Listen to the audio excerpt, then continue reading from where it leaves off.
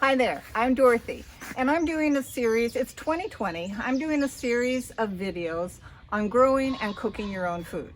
And today we're focused on growing food, but a lot of it is, of course, related to cooking because we're growing it to cook with. Now, I'm going to do 6 different themes of herbs that combine well together for certain types of cooking. And these 3 groupings here are going to be planted in containers. And this will be the Mediterranean pot, the Mexican pot, and the seafood pot. Now I have 3 more that I will bring out after these are done, and that will be a tea garden, a salad garden, and a cocktail garden. However, those I'm going to grow in the garden themselves instead of containers because they I can't get enough salad in a container to feed my whole family, so I'm going to grow those in the garden. The cocktail and the tea, they have some perennials and some flowers that go with them too, so they don't do as well as in just a large container. So let's start with the Mediterranean garden. Now I chose these 3 types of cooking because it's my favorite things to cook. And in the Mediterranean garden you want herbs that will grow well in sun, and they don't require a lot of water, but they do really need a sunny space. So we've got sage, we've got thyme, rosemary, basil, or basil as they say in the UK, lavender, and then this one is winter savory, which is not as classic of a Mediterranean herb as these. However, it's really good with beans that come in late summer, and it's great with meat. So I'm including it because I think it will go great with the Mediterranean cooking. Now, the next container that I'm going to combine will be for Mexican cooking. And that is going to include, these herbs can grow better in partial shade. They don't need as much sun as the Mediterranean herbs. So the cilantro, of course, is a must with Mexican cooking.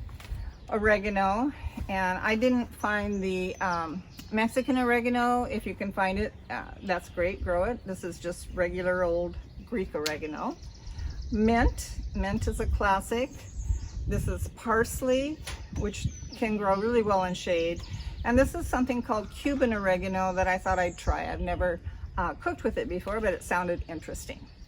So those are the 5. Oh, and I'm also going to add a chili pepper plant into this container. Got to have chili peppers with Mexican food. All right, the last one is seafood, the seafood container. This is not as, this is a little bit more unusual of a combination for herb containers, but I love seafood, so tarragon goes well with seafood. This is called chervil, and this will grow in partial shade also. And it's a salad herb, but it's going to go well with seafood. I've got some garlic chives, some lemon thyme, Thai basil. You can use any kind of basil, and parsley, and of course you have to have dill. All right. So that's Mediterranean, Mexican, seafood. And now I'll show you the combinations that I'm choosing to go into the herb garden for the cocktail garden, the tea garden, and what was the other one? Salad garden. Okay, hang on and I'll be right back. Okay, I'm back. So now we've got the tea garden, the cocktail garden, and the salad garden. All 3 of these are going to be planted outside in the herb garden because of either space or particular growing conditions. So this one is the cocktail garden, and we've got mint, which is mojito, of course, you need the mint, basil, okay, I'll go with this one, pineapple sage, which I thought would be really nice, rosemary, and lavender. And this last one is called borage, and I chose this because it has beautiful little tiny blue flowers that taste kind of like a cucumber, and they really add to the beauty of your cocktail and it makes it an edible cocktail that's beautiful at the same time.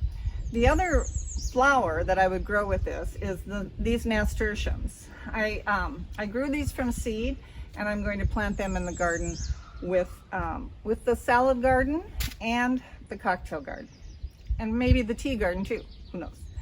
Now the salad garden, salads, lettuce, arugula, that kind of stuff is really easy to start right in the garden. So I did not grow these into plants first. So I just have a range of different, fennel and arugula, dill, parsley, lettuce that I'm going to just seed in the garden. And I'm going to add some chervil as the only plant because that adds a lot to salads. The reason I'm planting this out in the herb garden is because they grow quickly from seed. They need a little bit more shade and the coolness of spring. And it's just hard to grow enough lettuce in a pot for me to have as a salad very often, even though some of them are cut and come again. And then we've got the tea garden. And the tea garden, lots of lemony flavors here. This is called lemon balm, really easy to grow. Lemon verbena, which grows into a fairly large plant. That's the other reason for growing it outside. This is chocolate mint, my favorite mint. Rosemary and lavender, of course. I've got 3 different kinds of lavender, so we'll see which lavender grows the best. And then this is this is bee balm, and this is a nice plant. The reason I'm growing cocktail garden not in a pot is because I'm going to add some spices and flowers also, which are going to take up too much room in a pot. So that's why these 3 themes are going to be planted outside. Okay, so let's get planting, all right? Okay, let's talk containers real quickly before we go to the garden. I'm going to do the cocktail garden in these baskets that are on my deck right outside the kitchen so that I can just come and snip as I want them.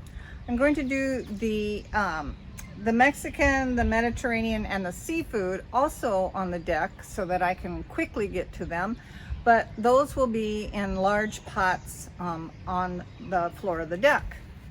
These I thought would go nicely in here. So planting is pretty basic. You just get some good potting soil. I like Miracle-Gro potting soil. Make sure it's not garden soil. Loosen up the roots like that and dig a little hole. Plant so that the top of so that it comes right to the crown of the plant. Okay? So there is the rosemary, the pineapple sage. These are nice and loose. You want the roots to be loose like that so that they can spread out. If you get a plant at the store that's root bound, you really need to break up the roots. These are not root bound. These are really nice. I just got them at the farmer's market last weekend. Okay, so I'm going to plant all of those in there like that. And now let's do the Mexican, Mediterranean, and seafood in the container. Okay, so I planted the cocktail garden in the planters on the railings. These 3 are the Mediterranean, Mexican, and seafood containers. Plant them the same way. Loosen up the roots, arrange them so that your centerpiece, this one is the lavender is the centerpiece, this one is the pepper, and this one is the dill. I usually like to put the center of it as the one that is going to be the tallest or the flashiest or the prettiest. But arrange them however you like and make sure and water everything in, very important right after you plant. And then this one, and make sure that you have big pots. These 2 pots are fine for these herbs. This one is the seafood garden, and it looks like it might be a little overcrowded. So we'll see. I mean, the roots are not very deep, but they do like room to grow. So we'll see how that grows. All right. Now, same thing in the garden. I'm going to go out and plant the cocktail garden, the tea garden, and the salad garden right into the soil. I won't take you out and make you watch me plant all those things because your garden is going to be different. But just enjoy it and experiment, and you will reap the benefits all summer. Okay? Happy planting.